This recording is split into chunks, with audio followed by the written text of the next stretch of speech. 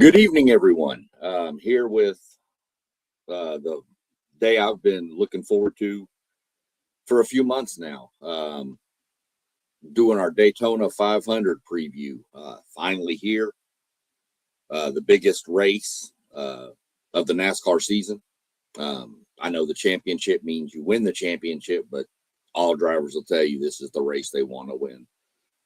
This is a life-changing race. Before we get into some of the stuff, I'll go through real quick. Got some news today. Brad Keselowski, the driver for Roush Fenway Keselowski, one of them drives the number 6 car, had broke his leg in a skiing incident in December, has been totally cleared for race activity. So that's a big plus that he'll be able to race this weekend. On another note, we could potentially see some weather roll in Sunday for the 500. Fingers crossed it doesn't. We just went through a lot of weather issues in North Carolina. So for the Clash we just had to push it back from what was supposed to be Saturday, Sunday to a Wednesday event. So we're going to hope for the best. It is Florida, so weather can change at the drop of a hat. It could be 80 degrees and sunny by then, but could also be a torrential downpour. So just can, tell everybody that if you're planning on going, that definitely, just like I say about any other sporting event, check the weather because you never know. Other than that, that's really the main news that came out. They have made one change to qualifying where used to be, past few years especially, you would see drivers when they get out for qualifying, they would hold their hand up to the window, believe it or not, to try to deflect air from coming in the car. That doesn't really do much, but in a sport where a thousandth of a second can be the pole, you never know. So they've made it to where now you can no longer do that. Once you leave pit road, you can't hold your hand up, can't do anything to try to manipulate the air, in other words. So don't really know that it's that big of a deal, but again, I mean, it could be. Some drivers really like to do it. Some never did. Joey Logano loves to do it. I can remember watching Kevin Harvick. He never really liked to do it. He said he would prefer to have 2 hands on the wheel at all times. And there's got to be something said for being able to go around a speedway like Daytona at 190, 195 miles an hour and only got 1 hand up and 1 hand on the wheel. I mean, so, that's pretty impressive to be able to do. But other than that, it's really all the news coming up leading into it. Like I mentioned, this is the biggest race for NASCAR. Call it their Super Bowl, which is weird because it's the beginning of the season and we just had the Super Bowl for the NFL. Hopefully this Super Bowl is a little more entertaining. So this is really the race that started NASCAR back in the 1950. 1959 was the first Daytona race. And it was won by Lee Petty, but yet we'll get into the finish of it here in a few minutes when I talk about some of the closest finishes in history. But it's really what changed the sport and brought it forward. That race was obviously the first one, and I want to say it was the 79 Daytona 500 that really put the sport on the forefront.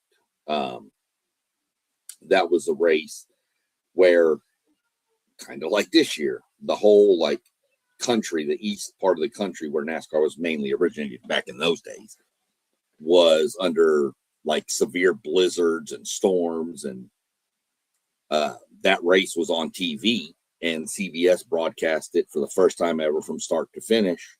I believe it was CBS. Don't hold me to that. I'm pretty sure it was, though.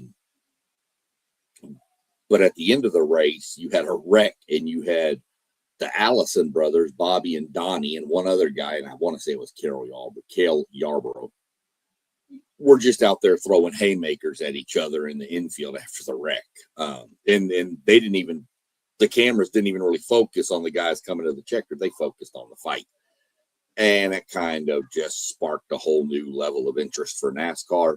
And then it slowly took off, and it's now grown to where it is now, which, is one of the mainstream sports in America.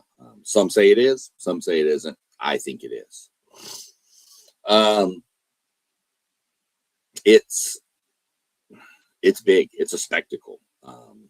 It used to be a 2-week long to whatever process with cars getting down there, getting on track for practice. It was this whole, called it Speed Weeks.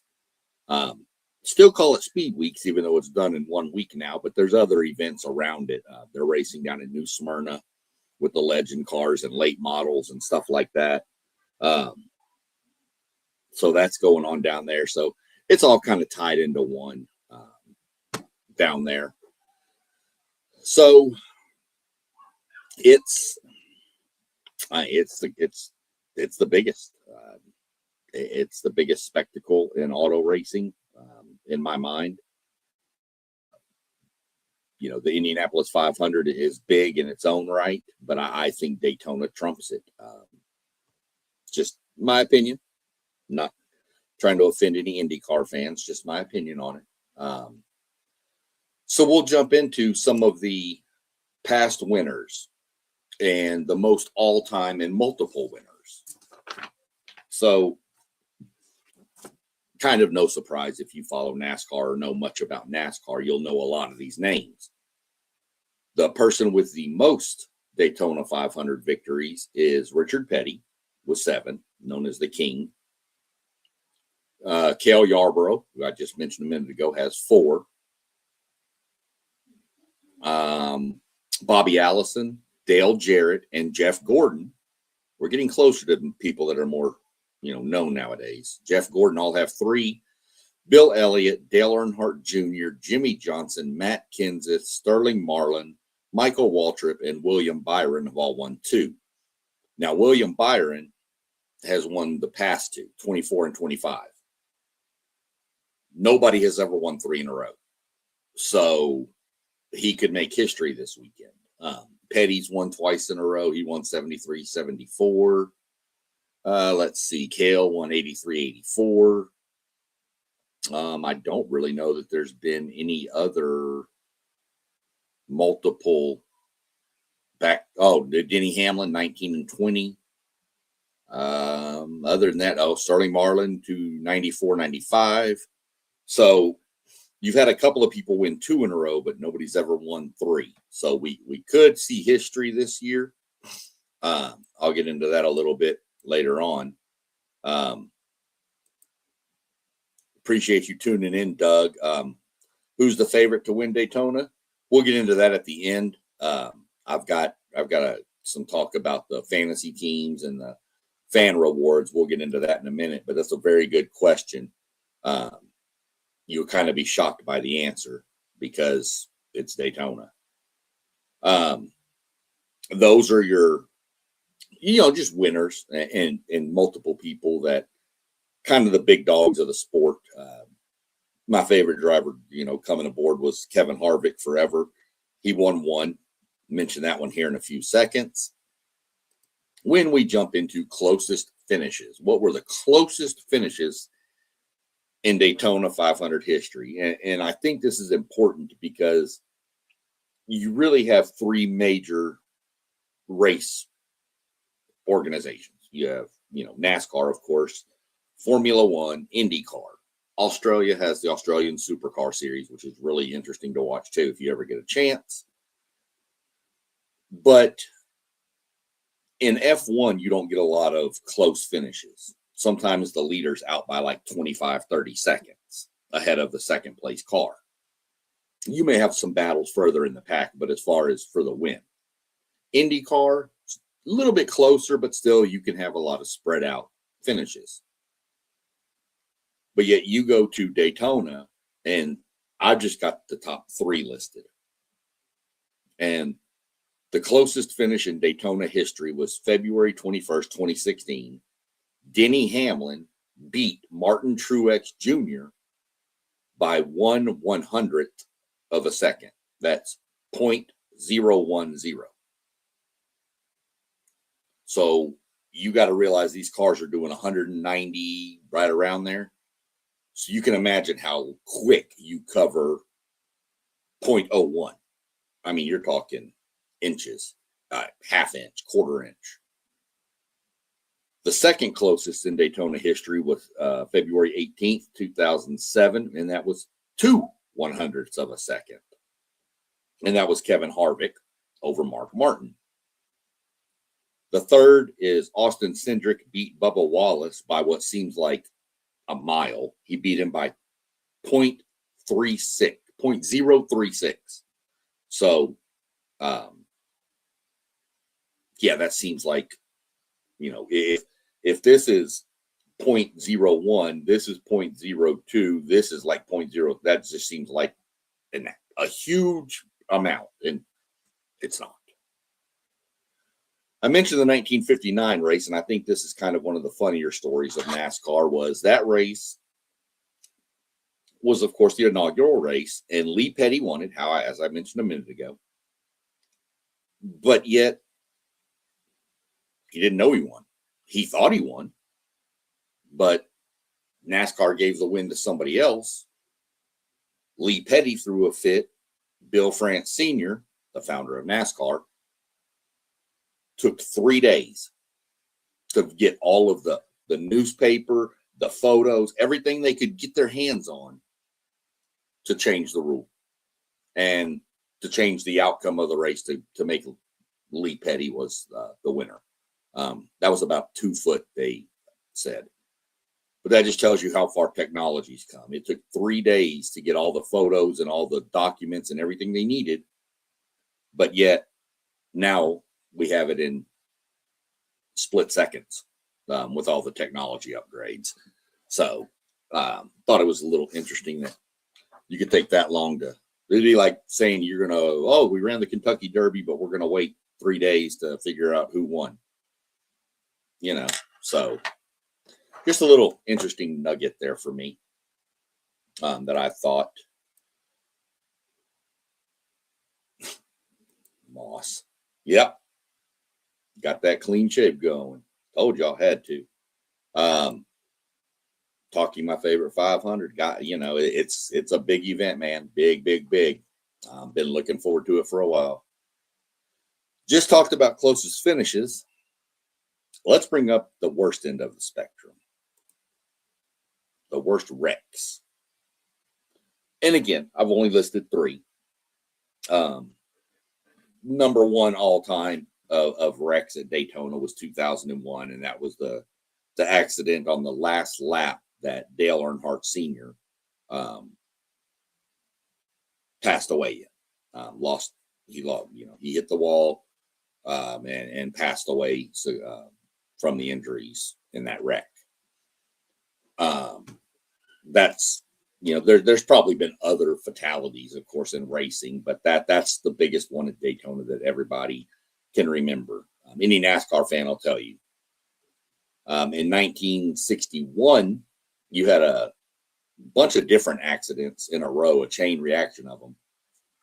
Lee Petty, Richard Petty, and Kyle Petty's grandfather and Richard Petty's dad was left in a coma for 4 days after one of the wrecks at Daytona. And in 2020, Ryan Newman was hospitalized and then being smashed into by Corey LaJoie. You can go watch the wreck of that on YouTube, and you'll wonder how he survived, to be honest. And he was out of racing for a month or 2, maybe. I don't even know if it was that long, to be honest, but he was back in the car same year racing. So those are just some of the wrecks, and I don't like to focus on them. They happen. Daytona, Talladega, Atlanta, your super speedways. Daytona and Talladega are over 2.5 miles long. Atlanta is 1.5 miles, but it races like that. So I don't like to harp on them, but in those racing drafting style tracks is what they're called nowadays. The cars are so close. I mean, I'm talking when you're in the draft, you may have, say 30 cars in the draft. Those cars are crossing the start finish line, the leader, and the last guy in the draft is maybe a second or two behind. And you're talking 30 cars, So they're really compact. So if somebody makes a mistake at the front of the field, call it the big one. Normally, there's times it takes out 23, 24 cars. There's times that it damages that many cars. But there's times where all those cars are just torn up. Can't even continue, nothing. So got to watch out for it. One thing, we'll get into that topic in a second. I didn't put it on the list, but it was brought up today, and so we'll go into it. Next is qualifying, and most of the time when you qualify for a race, it's based on speed. One lap, how fast can you go? Daytona is different. It's the only race that does this, and it's been this way for years. So you'll have single car qualifying, and you'll go out and run your lap, and the top 10 will advance to round 2. Round 2, whoever's the fastest out of those 10 and the second fastest are your pole sitter and outside of the pole for the race on Sunday. I'll go into the schedule as to when we'll do all this. So that's how that works. Then after that, everybody is broken into 2 groups, and your pole sitter and all of the speeds will be developed out or spread out so that you will put even amount of cars in there. And what they'll do is they'll race on Thursday. They'll have 2 dual races is what they call, and the finishing order of those is how you line up. Now, first and second place are already taken. So let's say the pole sitter is me. I've done it on speed. I'm already there. It comes to the duel. Maybe just hang out in the back, make some laps, don't damage your car. Well, the problem with that is they're giving away points for the duel. So first place gets 10, 9, 8, all the way down to 1 point for 10th place. Now, NASCAR is based on points for the playoffs and the championship. So every point, I've seen 1 point make a big difference in this sport. So you're not really going to do that. Now, what'll happen is they'll run the first race, and okay, so I'm on the pole. Let's just say I finish 18th in my duel. Then doesn't matter. I still go to the pole position. But then everybody else, like the guy who won that race, will start third. So the first duel sets positions 1, all the odd positions, 1, 3, 5, 7, 9, which is your inside line. The second duel will set even positions, 2, 4, 6, 8, 10, all the way down. Now you ask how many cars make it. Well, 41 will make the race. 36 have charters, which is what NASCAR goes to. Those 36 are locked in. Your 36 they've already got starting spots. They don't have to qualify on speed. They're in. They've paid for the charter. They're in. So then you go to when you go into the qualifying, back up to the first part where I said on speed, the 2 fastest, what they call open cars, will automatically secure spots in also. Their starting position will be based on their dual finish. There is a total of 47 cars, I think, trying to make the race. So you got 41, so 6 cars are just going to try to make it and go home. They're not going to make the race. That's that. So there's 40, you got 36 plus 2 already because the 2 open cars that qualify. So you got 38. From the duels, the 2 highest finishing open cars from the duels will also go in, just the 2 highest, 1 in each duel. Those will now make 40. And you're saying, well, man, you said there was 41. Jimmy Johnson is using a provisional. They have 1 provisional, which is an OEM. I think that's what they're calling it. Maybe not, but it's a provisional thing that they've done for past champions of different motorsports, but you have to apply for it and all this. And he obviously got it. So he's guaranteed. So you'll have 41 cars that'll start Daytona, no matter, I mean, Jimmy Johnson, he could finish last in qualifying and last in his duel, and he's still going to make the race. So that's how it works there with the qualifying.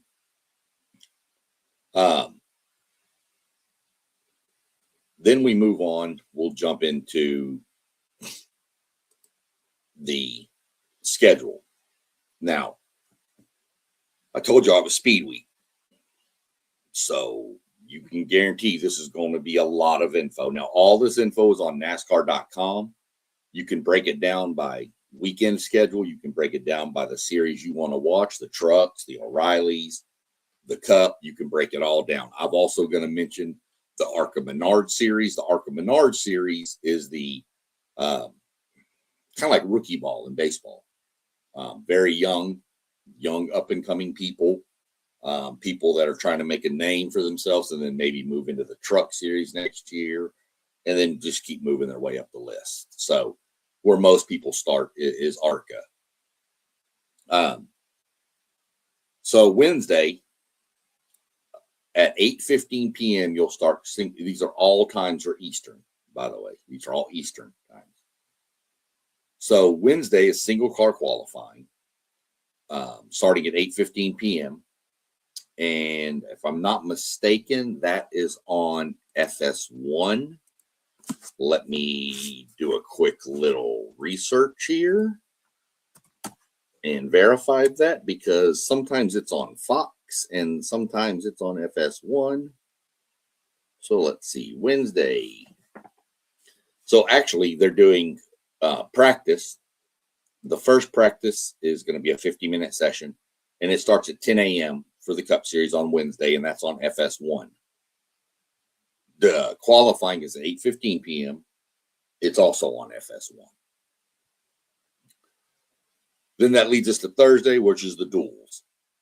The first duel is set for 7 p.m. on FS1 again.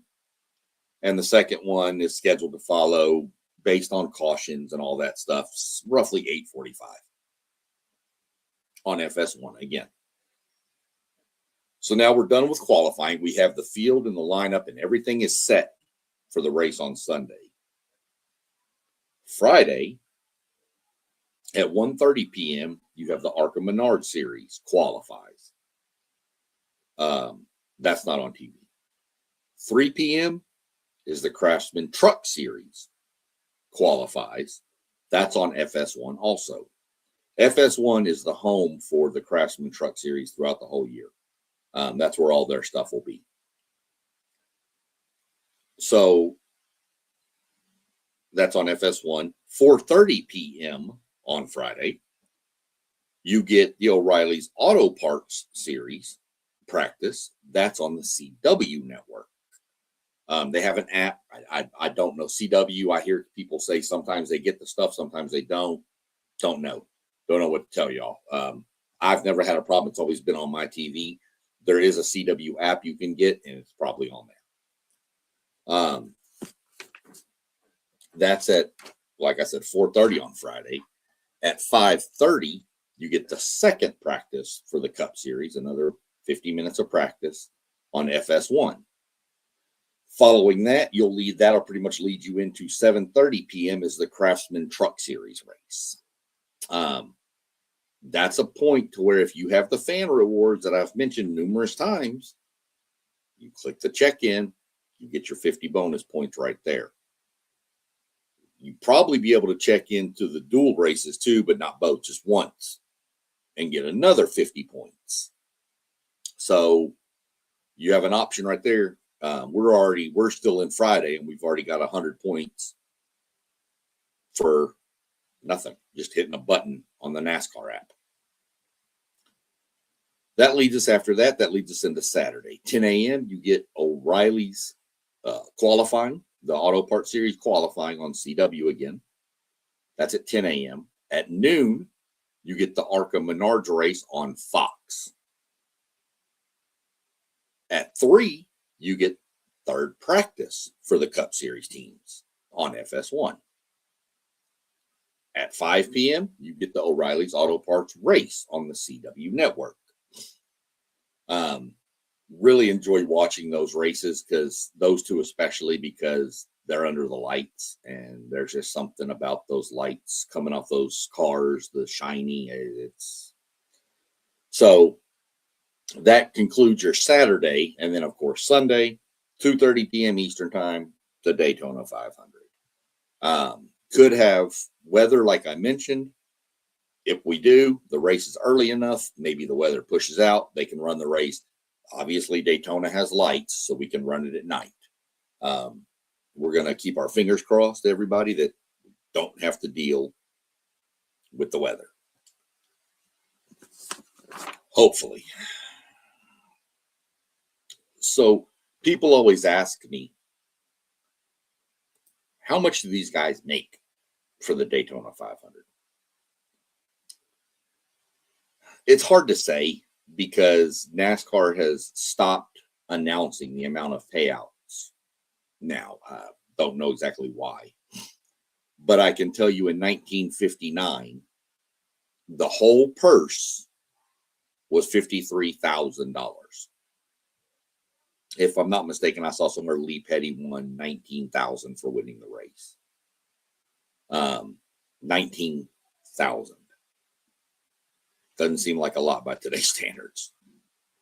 Now in 2015, the purse had gone from the $53,059 to $18 million. It's a huge gap and it's been going up every year since then. I mean, up to that point and since then. I saw a thing the other day. This was the last year they announced that Joey Logano won like 1.1 million for winning the race that year. So 1.1 million versus 19,059. Yeah, it's pretty crazy. 2020, the purse went up to 23 million. 2023, it was at 26 million. 24 was at 28. This year is upwards of 30 million. 2025 was over 30 million. So this year is probably going to be even more than that. And then, I mean, that's broke down between all 36 chartered. Open cars don't get any money, even if they win the race. Now, they're going to get lots of notoriety and sponsors and things like that, but they don't get any portion of the prize money, just the way NASCAR does it. So we're going to see what happens. Like I said, I don't know exactly how much they make, but I can tell you it's over $2 million. The winner of the race gets $2 million. So it's pretty good amount, pretty good chunk of change. And I misspoke. It wasn't 1.1 million. It was 1.58 million is what Joey Logano won in 2020 or 2015. I'm sorry. So we've gone through all that. That being said, you jump into, as soon as I can click the button, we go to Doug's question here. Who is your favorite to win Daytona? The easy answer is there isn't one. Daytona, Talladega, Atlanta are wild cards to me. Now, that being said, you make me pick somebody, I'm probably going to go with either William Byron, the 24 car,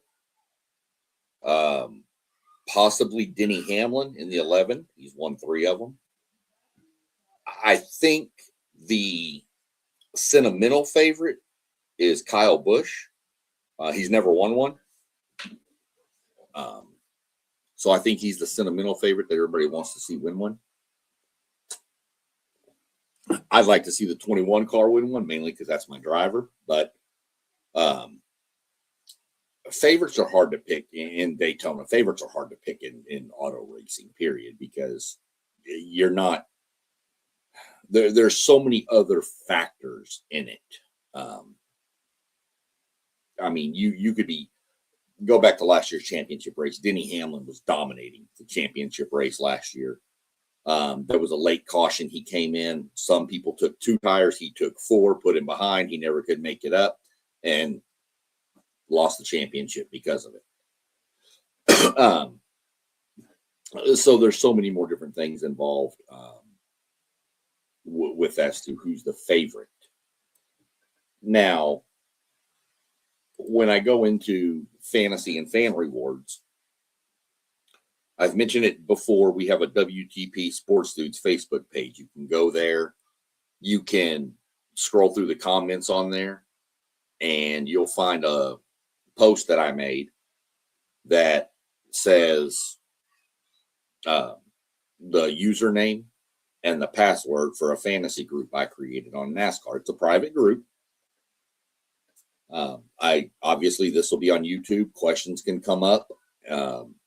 I monitor my comments throughout the week. You post a comment, a question about fantasy, I'll answer it. Am I by any means an expert on NASCAR fantasy? No. I'm terrible. I mean, I finish terrible every year, but I do it because it's free points for my fan rewards. This weekend alone, you get the 50 for checking into the duel. You get 50 for the Truck Series race. You get 50 for the O'Reilly's race. You get 50 for the Cup Series race. That's 200 already. Then you turn around and you get 50 for a fantasy team. You're at 250. If you built your fan rewards profile and did all the stuff and checked all the little boxes for the emails and newsletters and stuff, that's like 250. You're sitting at 500. You're 1/10 of the way to 2 free tickets to a NASCAR race of your choice, whether later this year or next year. When they come out for next year, they're not out for next year yet, but when they come out, you've got points for them, free. And you're 1/10 there already, and you've only done 1 out of 38 weekends. 36, I'm sorry. 38 weekends, 36 racing weekends. And some weekends you can get 100 points. Some weekends there's only the Cup Series, so you get 50 points. Some week there's all 3, that's 150 points. That's just for the races. You also get you get points for playing fantasy every week. You get points for streaks, for how many check-ins you do in a row. I can tell you that I will probably be at 5,000 points, probably about 10 races into the season. Now, I'm at the champion level, so I get bonus points and all this, but you can get up there pretty fast too. There's no other sport that makes it as easy to get free stuff. If you know of one, please let me know, because I don't. That gives you tickets, gives you merchandise, autographed merchandise for just going to an app and clicking a button. And if you're wondering, well, what if I'm not following it as close as somebody like me? How would I know the races? Well, if you go in and set a notification on your phone for when the series is going to race, your phone will go off. Oh, you click the app, boom, boom, done. You don't have to watch the race if you don't want to. You just, okay, 50 points. And then on a Saturday, boom, 50 points. That easy. Don't have to do anything. Fantasy lineup, like I said, you select 5 drivers. And then you answer some head-to-head questions. Who do you think is going to win? And you get 10 points for each correct head-to-head question. If you go look at my YouTube page, you can look at my posts. I post the answer to the fan rewards question that comes out Tuesdays and Thursdays. And if I'm not mistaken, I think Powerball Wednesday cranks back up this Wednesday. So there's a chance to get another free amount of points. Normally it's 10, but last year my wife hit like 96 something points once or twice. I hit like 50 something once or twice, but normally it's 10. So don't, but again, it's just free points for opening an app and hitting a couple of buttons. The bonus question that you get, the fan rewards question, even if you get it wrong, you get the points. Now, where else are you going to get that? You can't go on Jeopardy and get the question wrong and get points. If you could, I'd go on Jeopardy. I could beat Ken Jennings. So to me, it's just a fun thing. And again, I mean, I'm obviously a big fan of the sport, but I'm also a big fan of free stuff. So, I mean, it's just how I am. And what I'm trying to do is bring this, like I've said numerous times, who is in my opinion, is the best fan sporting event there is. So I just wanted to bring it to more people and, hopefully get some more traction going with it for, I don't know, just because I think it's a great sport. I think it's a great family sport. You can go back and watch my NASCAR for Beginners series. There's one of them where I actually interviewed my wife to get a female's perspective on the racing and break down about families and all kinds of stuff. And I gave her the list of questions. She filled out her answers, and we sat here and I asked her about it. And if any of you know my wife, she's just going to tell you how it is. So I don't really have a fantasy lineup yet. I'm waiting to see how qualifying and the duels go before I set my lineup. Now, I will tell you this.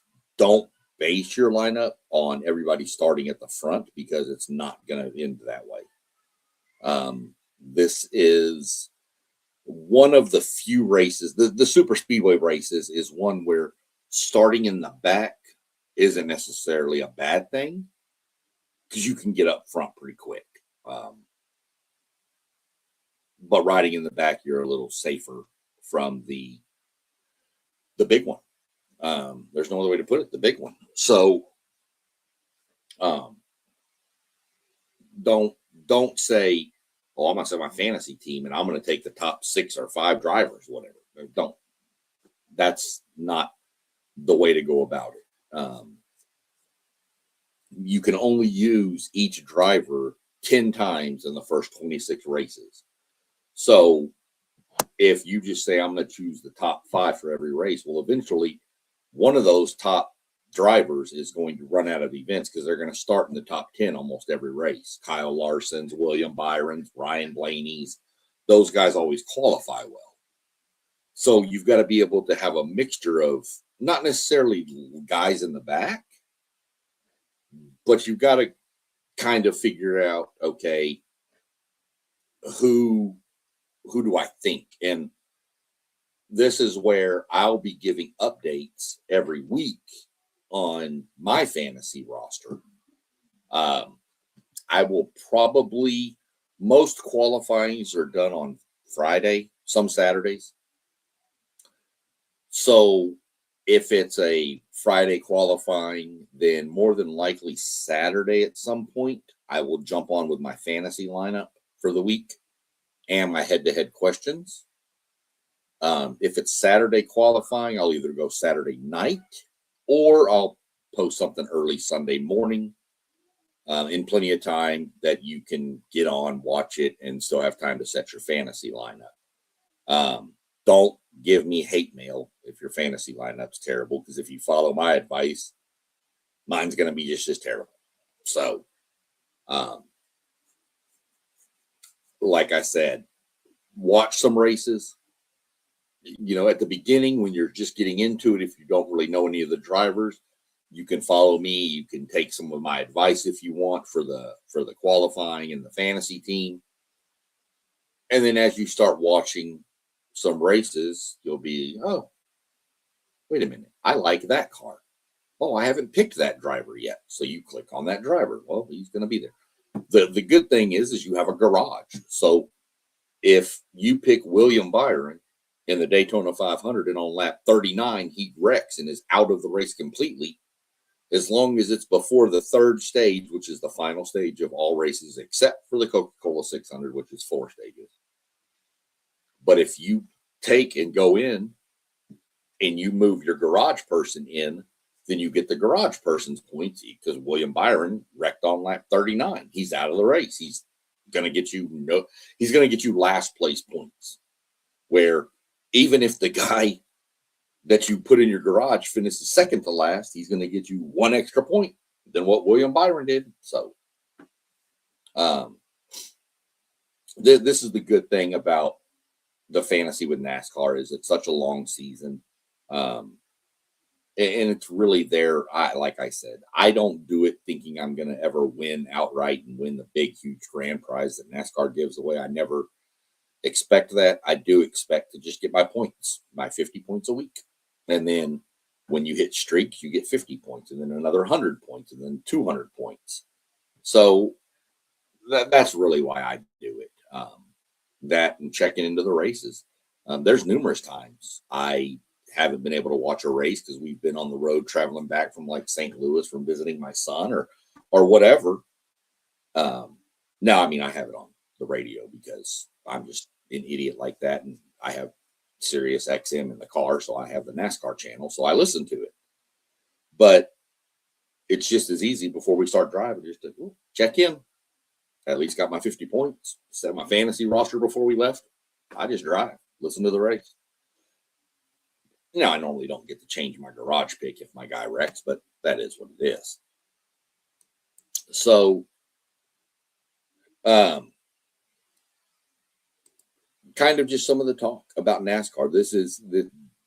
I can't explain how big this race is for everybody in NASCAR. But it's big. I look forward to it every year. This is definitely a bucket list of mine. I've never been able to make it to the Daytona 500 yet. It is on my bucket list. If you know my wife, me going to Daytona is probably going to entail a whole week because she's going to go want to spend a few days at Disney. I'm pretty sure I'll make that trade-off. But it's different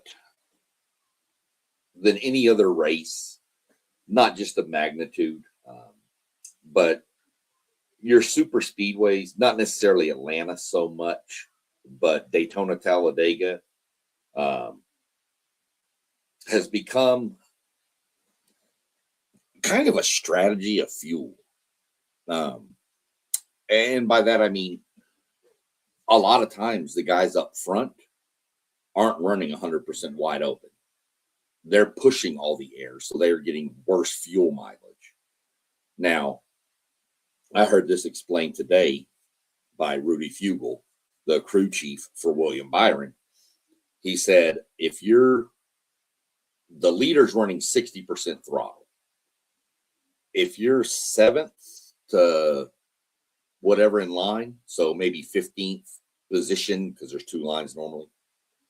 So if you're in 7th in line, you might be running, and then you've got 7 more cars behind you, let's say, he said. So you got 7, you're in the middle. You might be running 20% throttle. So you're burning almost 0 fuel, and yet you're keeping up with the pack because of the draft. You're just pretty much getting pushed and pulled by the cars. Now, you may be saying, what does that have to do with anything? Well, the less fuel you burn when you do come into the pit, the less time you got to spend fueling your car up. if you're leading the race and you spend 10 gallons of gas and I'm running 7th and the pit cycle comes around and you've spent 10 gallons and I've spent 7, you got to put 3 more gallons of fuel in your car than I do.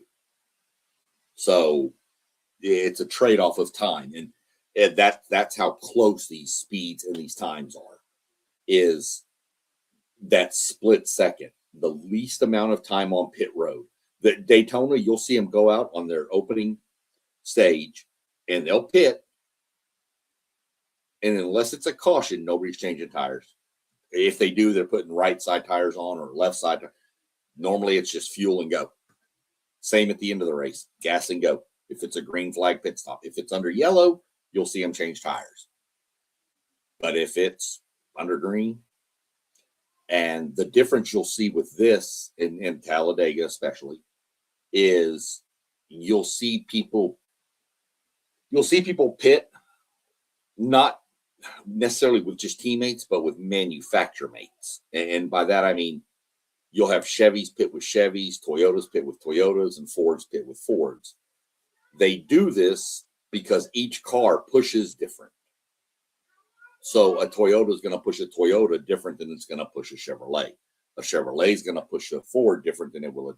So they do it to stay with manufacturers and teams. And then they come in and you'll see the Chevrolets will come in and sometimes you'll see a straggler. A Ford will jump in with the Chevrolets or a Toyota with the Fords or something. But generally, it's pretty much all of the manufacturers come together. Just like we were talking qualifying earlier, don't be surprised to see Fords dominate qualifying. They do at these tracks. There's times they'll have eight out of the 10 starting positions up the front will be Fords, but then Chevrolet wins the race. It's just the way the races play out. Some tracks, starting from the pole means a lot, and it gives you a huge advantage. Daytona, not so much. Like I said, I don't know how many times I've seen guys. There's races years ago where the winner of the race is like in 12th position with 2 laps to go and gets a push at the right time and just speeds by everybody and wins the race. There's you don't have these days of just dominating by just taking off and outrunning everybody. Everybody's too close. The competition is even a lot. The playing field has evened a lot. It's driver versus driver, and it's what little bitty knob can you turn to make the car that much better than this guy's car. That's what it's come down to. Somebody said the other day, you can make 15 different adjustments to a car and you may make it 15 hundredths of a second or 15 tenths of a second worse, but you could also make it 15 tenths better. It's just a matter of, did you turn the knob too far to the right or not enough? So just lots of different aspects to watch in this race. You'll hear the phrase during the Daytona 500, oh, you can throw the top 30 under a blanket. Well, probably could. It's intense. And these guys are seconds, inches, milliseconds away from each other. I mean, they're there's times they're this far away from each other side by side.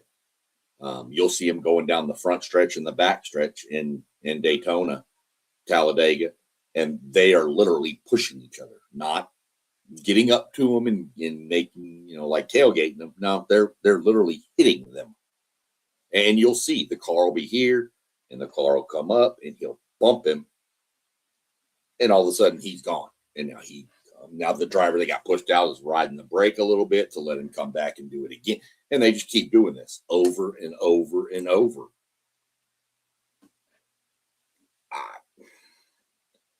I mean, they're hitting each other at 180 miles an hour. and not lose. I couldn't imagine bumping into somebody at 40 miles an hour.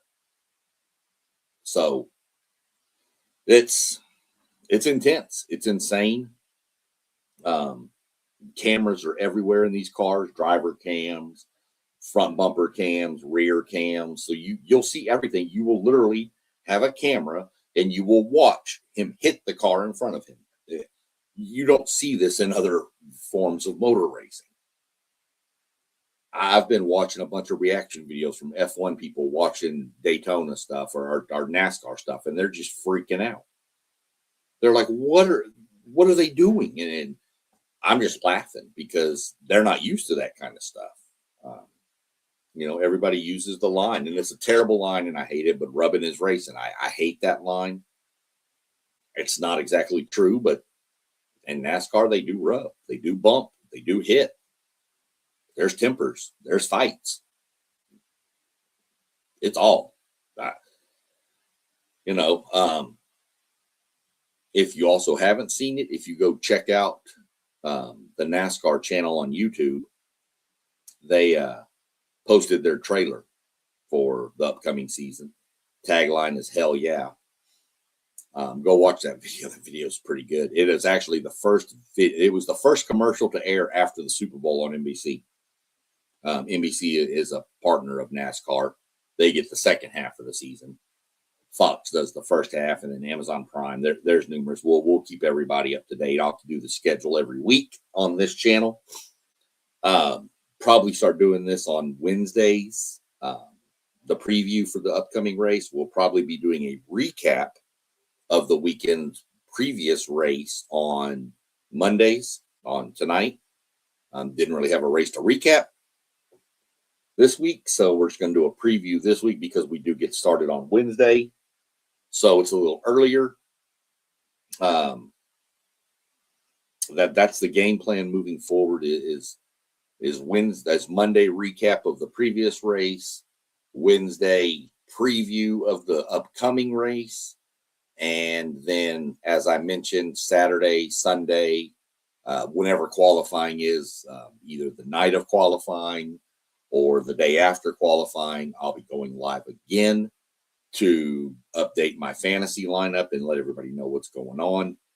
Again, if you're curious and you can't seem to find the page on Facebook, you can drop your comment on the YouTube page under the video, or just message me on YouTube, and I will respond to you with the password and all the information you need to get signed up into the group. Other than that, we're going to call this. I mean, again, keep an eye on the weather down there in Daytona, and hopefully we get the race, in on time, and you never know. We're at the mercy of Mother Nature, unfortunately, in this event more than almost any other event. Football and all that'll play in the rain, just not the lightning. NASCAR, they'll race in the wet track, not a pouring rain, not a rainstorm, but they'll race if it's damp, just not on the super speedways. Too dangerous. But on the short tracks and road courses, they do have wet weather tires we will bring out. But it's too dangerous on a track this size, this much speed, and as close as the cars are together. So erring on the side of caution, which is always a good thing. Driver safety is the most important thing in my mind for this sport. So I hope everybody has a good evening. Was hoping we'd get a few more questions thrown in here, but it's Monday, and I think everybody's busy trying to get ready for that if it hadn't started already, that Arizona-Kansas basketball game tonight. So not going to be too mad at people, but everybody go enjoy your Monday. This race season. So if, you're going to see my ugly mug a lot.